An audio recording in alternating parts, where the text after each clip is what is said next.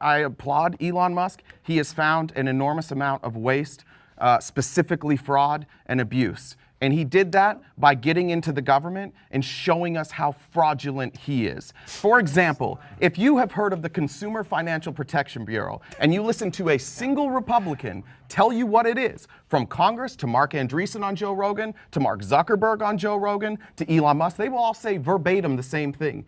It is an agency that was created by Elizabeth Warren to debank people. That's a lie. She doesn't run it. It doesn't debank people. In fact, it keeps people from being debanked.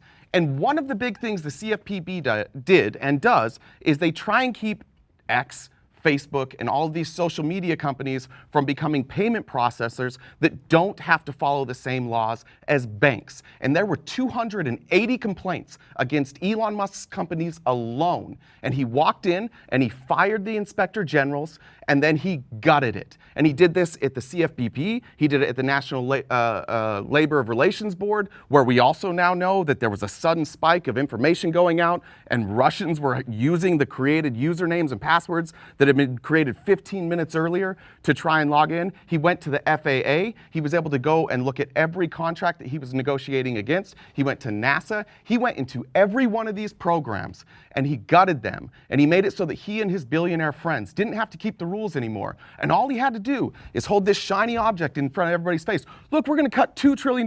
Never mind, it's $1 trillion. Never mind, I only cut 150 billion. And you mentioned before, it's closer to 60, but if you want to take what has receipts, it's $32 billion. And we increased the budget by $200 billion. We're increasing the budget. He has saved us nothing. And he's hurt every one of you. By gutting the Consumer Financial Protection Bureau, every one of you lost the ability to go when your bank screws you, when Chase comes in and they start charging exorbitant fees and they cheat behind closed doors. You all lost your protection.